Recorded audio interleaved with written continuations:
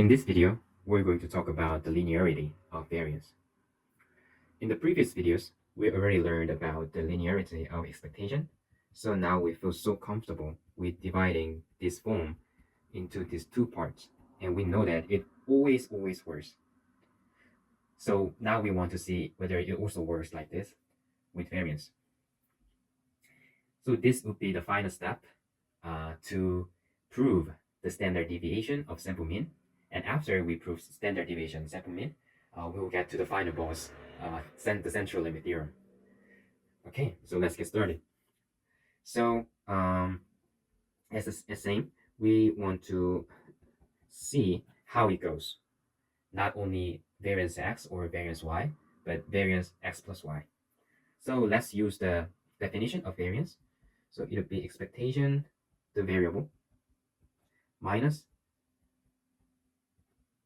its mean, and this square.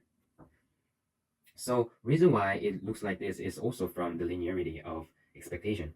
So it's the expectation of variance, right? Because the definition of variance, let's say is x, is something like x minus x bar, and it's squared, right? So just to get x bar, we used expectation. So in this case, the variable is x plus y itself, not only x or only y. So we want to get the expectation of x plus y. And by the definition of the linearity of expectation, it's divided into two parts like this, and it becomes x bar plus y bar. So we put it here.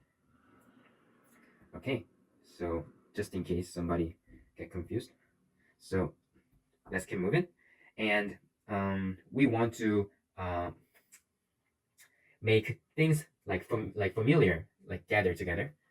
So let's put x things together, like x minus x bar plus y minus y bar, and it'll be is squared still. So now we want to see this as one part and this as one part. So like we're gonna do basically a thing like that we learn in the middle school or something. Yeah. So we're gonna go do this, and let's think this is A or this is B. So it would be something like x minus x bar and it's squared. It would be A squared, like in this example, and 2 times A, like which is x minus bar and y minus y bar, and then y minus y bar squared, which would be the part of B squared here. Okay. So now we see is we can find also the linearity of expectation here, because it's consisted of three parts, 1, 2, 3, right? So we want to use the linearity of expectation here. So we know that it always works.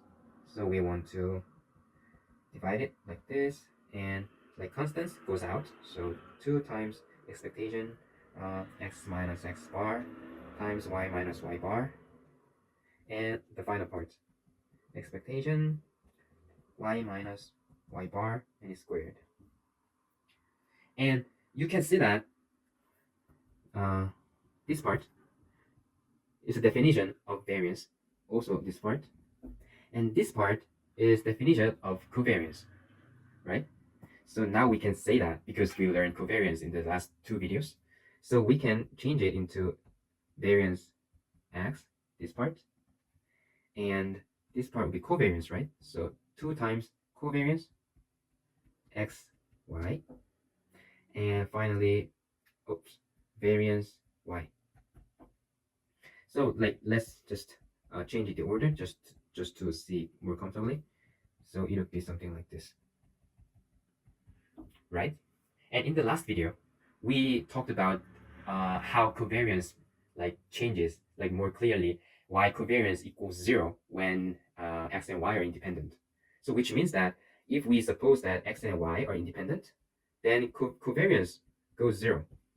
So we can imagine that if x and y are independent, covariance goes 0. So this part would disappear.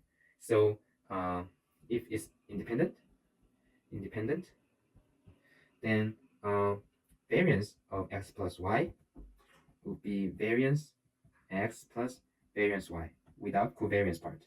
But when it's not independent, then variance x plus y will be variance x plus variance y, and then 2 times covariance x and y. So okay, this is the conclusion for today's video. And the thing that we should remember for the next step is especially this part, when it's independent.